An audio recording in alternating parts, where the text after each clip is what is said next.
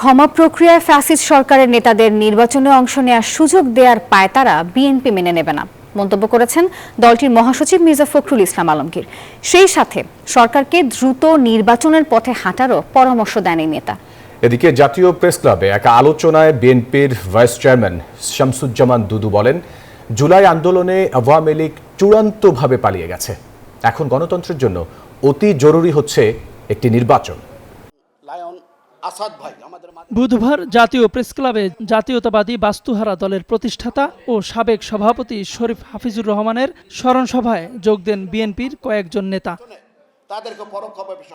তারা বলেন, সরকারের উচিত নির্বাচন অনুষ্ঠানে মনোযোগ দেয়া, সংস্কারের অজুহাতে জনগণকে রাষ্ট্রের মালিকানা থেকে দূরে রাখা যাবে না বলে মন্তব্য করেন তারা। এক মাসের চূড়ান্ত আন্দোলন, এই আওয়ামী লীগ চূড়ান্তভাবে পরাজিত হয়ে পালিয়ে গেছে।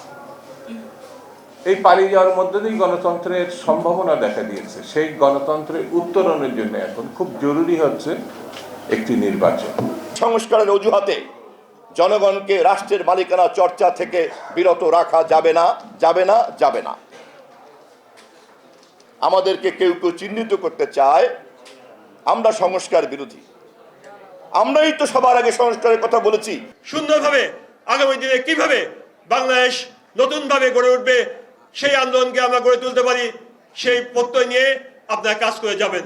এদিকে রাজধানীর কৃষিবিদ ইনস্টিটিউটে ছাত্রদলের সদস্য ফরম বিতরণ কর্মসূচিতে অংশ নিয়ে বিএনপির মহাসচিব মির্জা ফখরুল ইসলাম আলমগীর বলেন, ফ্যাসিস্ট সরকারের নেতাদের নির্বাচনে অংশ নেয়ার সুযোগ দেওয়ার পায়তারা বিএনপি মেনে নেবে না। এ ধরনের সিদ্ধান্ত প্রতিহত করার ঘোষণাও দেন তিনি। উপদেষ্টা যিনি আছেন তিনি বলেছেন, ফ্যাসিস্টদের লোকেরা যদি কেউ মাপ চেয়ে নির্বাচনে অংশ নিতে চায় তাহলে তারা অংশ নিতে পারবে। এটা কি আপনারা মেনে নেবেন? তোমরা এটা মানবে? এর থেকে এটাই প্রমাণিত হয়েছে যে তারা এখন তাদের নিজেদের স্বার্থে ওই ফ্যাসিস্টদেরকেও তারা জায়গা দিতে চায়। তো আমরা তা হতে দেব না।